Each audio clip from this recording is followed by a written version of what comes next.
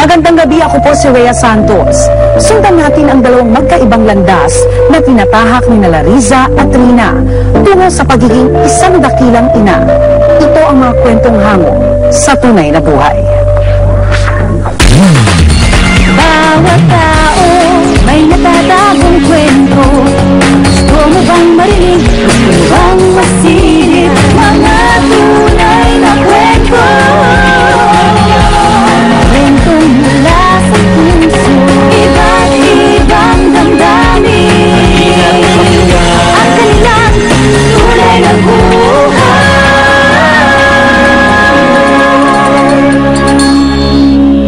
Nasa dugo na ni Rina Reyes ang pag-aartista. Dating artista ang kanyang lola na si Paraluman at ang kanyang ina na si Baby O'Brien. Kaya naman pati si Rina na mayagpag sa showbiz noong dekada 90. Matapos ang halos 2 dekada at malayo sa limelight ng showbiz, patuloy na humaharap sa mga pagsubok ng buhay si Rina. Kabilang na dito ang pagtanaw ng kanyang asawa at ang patuloy niyang pagtataguyod sa mga anak.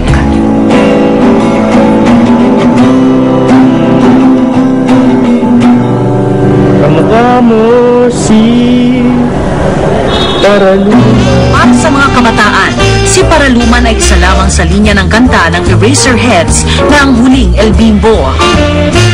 Pero ang hindi alam ng marami, si Paraluman ay sikat na artista noong dekada 40. At yung babanggitin ng Paraluman, isang image lang ang nakikita ko rito. Disente babae, malinis, maganda, parang santo, sikat na sikat. Ang angking kagandahang yon ay namanan na nag-iisang anak ni Paraluman na si Baby O'Brien at apong si Rina Reyes. Dahil nga sa isa ring artista at TV host noon si Baby, ang lola Paraluman daw mismo ang nagpalaki kay Rina. Hindi ba parang, na-OC, na-outcast naman ako sa relationship ng daughter ko at nitong... ko? Yes. No. And your mom. No, it was okay with you. Yeah, I never had a question about how much my mom loved me. I'm an only child. Si Paraluman na rin mismo ang nagbukas ng pinto para kay Rina na pasukin din ang showbiz. Nung pumasok si Rina sa showbiz, unang ikinabit sa pangalan niya yung apo ni Paraluman. So, kapag sinabi kasing Paraluman, pinagnasahan niya, ginusto ng maraming tao na para siyang isang kristal na hindi mabasag-basag. Tapos ito may bagong apo. Ano ko yung pakiramdam nyo o sentimiento nyo nung pumasok ko si Rina sa show business? Gusto niyo ba na mag-showbiz siya? Hindi. Actually, ang may gusto talaga mama ko. Kasi maski ako, gusto ng mama ko mapunta ako sa show business. So, nag-modeling ako, nag-teatro ako, nag-TV ako. Sa sikat na TV sitcom ng GMA7 noong dekada 90 na Urban at Felisa and Others siya unang nakilala. Maganda siya kumanta. At ang isa pa kay Rina, hindi lang magandang boses niya, magandang kalooban niya. Basta ka nalang batatanga dyan. Pero noong kasagsagan ng mga ST Films, hindi nagpahulit sumali rito si Rina Reyes.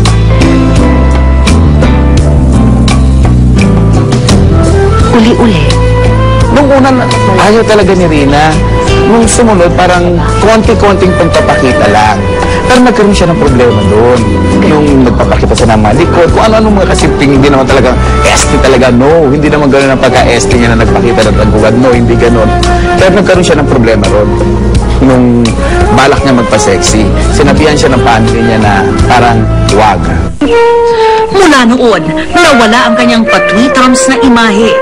Galit na galit daw ang lola niyang si Paraluman.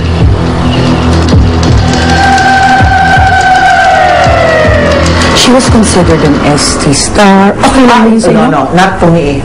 Okay, what happened? Well, my mom threw her out. Did you ask her? My mom was so mad! Makalipas ang 1 taon, napatawad naman ni Paraluman ang apong si Rina. Ito na rin ang panahon kung saan naglaylo na siya sa showbiz at pumasok sa mas seryosong pagganap sa kanyang buhay, ang maging isang asawa. 27 years old si Rina noong ikasal siya kay Ian Reyes. Doon kainitan ho sa career ni Miss Rina. Tapos, yun nga, she decided to get married. Yeah. May pagtutol ho ba sa inyo, ma'am? Yes and no. I mean, I don't think parents like their children to leave them or get married, di ba? Pero sabi ko sa kanya, panindigan mo. Dahil sa kanilang pagmamahalan, isinilang ang kanilang supling na sina Sofia at Katkat at namuhay si Rina nang malayo sa showbiz. Bilang isang ina naman ho, kamusta ho siya? I think she's a good mom. She's a better mom than me in the sense that I'm not a huggy, kissy mom. Or nor do I like them in bed. Ang pagkakalo kasi, she really sacrificed her career. Sabaga, she almost gave up, or even gave up her career for her love life. Pero makaraan ang 13 taong pagsasama, dumating ang pinakamalaking pagsubok sa buhay ni Rina at ng kanyang pamilya. Na-diagnose ang kanyang asawa na may stage 4 lung cancer. Nag-usap kami, down na down talaga siya that time. Tsaka, sabi ko nga sa kanya noong mga panahon na, hindi kami ganun kakulos, pero sabi ko nga sa kanya, kaya niya lahat yon. Tsaka siya na mismo nagsasabing, kaya niya. Ayon sa mga malalapit niyang kaibigan at pamilya, gumuho raw ang mundo ni Rina Reyes nang ito'y mabiyuda. Papunta tayo ngayon sa bahay ng sikat na si Miss Baby O'Brien. Aalamin natin at kakamustahin natin yung kanyang anak na isang dating artista at apo ng napakasikat na si Paraluman. Siya po si Rina Reyes. Dito siya magpapaunlak ng panayam dahil nire-renovate po yung kanyang bahay. So, dito natin siya kakamustahin sa bahay ng kanyang nanay. Masaya ang aming unang pagkikita ni Rina. Walang bakas sa mapait na pangyayari na kanyang pinagdaanan.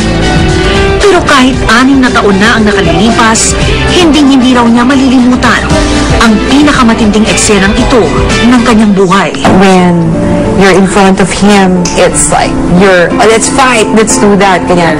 When you're in the banyo, you wanna stay in the banyo for 5 hours and take a shower for 5 hours and then umiiyak ka. But that's my best performance. I never thought I was that strong. And I could show out that strength for my children and him and everybody else. Paano yung naging impact nito sa buhay mo? Sabi mo kanina, ano pa talaga, fighter, go-getter. Tapos, here comes biglang cancer.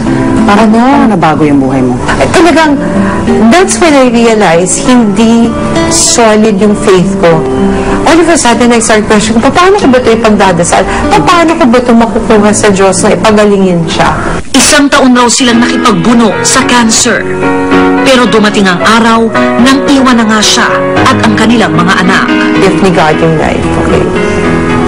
And it's up to you. But then, if you're gonna let go, and that's what he did. It was up to him. And I had to let go. All he waited for was for my hand to come in, pressed it this way, went like this, and closed his eyes. And I asked him, before that I went, I with you, Uncle. He just closed his eyes. I just kept telling him, I love you. You'll be okay. Saksi si Jobert Sukaldito sa pagluluksang pinagdaanan ni Rina. Because I felt sad for her because she deserves a good love life. She deserves a nice one. Mulat sa pool, tinuruan na raw si Rina na maging palaban ng kanyang ina.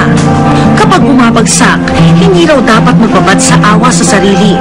Dapat raw agad bumangon. Ano po yung naramdaman nyo at did you sympathize with her? I told her that it's time to move on. I should get dressed, fix yourself. You're still young. That's me. That's how I am with my affection. Bagamat hindi na maibabalik ang pumanaw niyang asawa, kailangan daw po na ni Rina ang iniwang papel nito sa kanilang mga anak. Rina, mahirap bang maging ina? Lalo na, yun nga, mag-isa ka lang. Mahirap ba? Oo, confusing rin. Kasi minsan, hindi mo alam kung oo ka o hindi. You know, dahil na I have a teenager now, you know, sometimes when I say yes, what if I say no, she'll feel sad. If I say yes, you know, it's bad for her, you know, it's grabe ka, ano nga career. Isa siyang career. May magandang idinulot raw ang kalungkutan ngayon sa kanilang buhay. Yun ay ang lalo nilang pagiging malapit na mag-iina. I will put them ahead of everything before mine. Hindi to wanna follow. Yung tamang pinokonsensya ko na sila or something. But they know, and I know I love them very, very much. Yun. So, they'll always be the priority. She's pretty okay because like she's not like any other normal mom na sobrang strict and all. Pero may times na she gets strict, pero I guess may for reason naman. Well, she loves me, she smells for me, and She spends for me. she gives me stuff I want. Madalas daw silang mag-bonding, lalo na kung kantahan ang pag-uusapan. At ang panganay na anak ni Rina na si Sofia ay tila susunod sa kanyang yapak sa pag-aartista. Minsan na kasi silang nagkasama sa isang play. Paano yung working with your daughter? Okay, kasi kabado ka ba? Hindi, kunyari yung show, pareho kayo. Kabado ka na sa sarili mo. Kasi corny ang performance kung hindi ka ninenervyos. Okay, ang problema ko nga, pag sobrang nervyos ko, inaantok ako. Bumababa energy level mo. Dapat mataas ang energy level mo. Okay, naantok ko. So, inaantok na ako dahil sa sarili ko. Inaantok pa ako dahil ninenervyos ako for her. She played my stepmother doon. Masaya siya ka-work, pero nakaka-nervous kasi parang she's your mom, tapos you're acting with her. Pero it's fun. Dahil din sa mga pagsubok na kanyang pinagdaanan, mas lalong nagpursige sa kabuhayan si Rina Reyes. Nagtayo siya ng events management and PR company.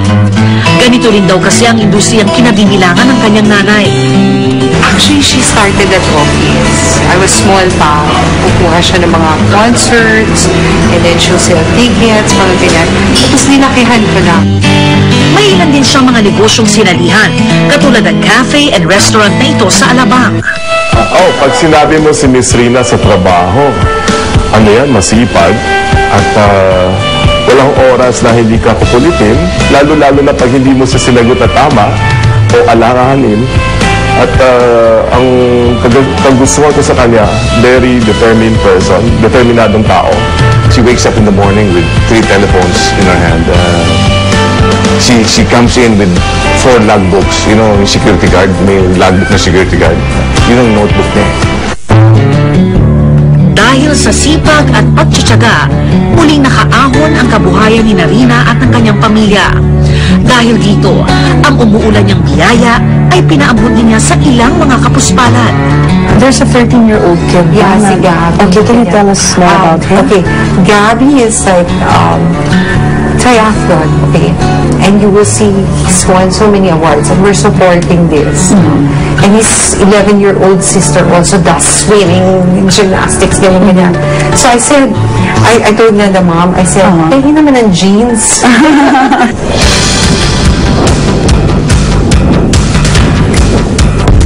Masaya po kasi parang yung sa laban po, wala na akong ibang iniisip kung hindi yung race na lang. Doon na lang po ako nakafocus, hindi na dun sa mga Financial problems. Nais raw kasi ni Rina na ibahagi sa ibang tao ang mga swerteng dumarating sa kanyang buhay. At malaki ang paniniwala ni Rina kay Gabby na malayong maabot ito sa napiling sports. We try to also help yung hopeful athletes aside from send children to school. Hindi kasi sabihin ng Somyo is one dream. Ang buhay raw ay parang pelikula. Sinisimulan sa magandang istorya, dinidibdib ang mga pagsubok na dumarating.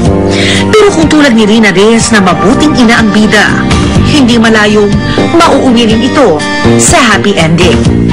Happy Mother's Day, Mom. You've been like a really good mom after like losing Dad. Well, happy Mother's Day. I love you. Thank you for everything.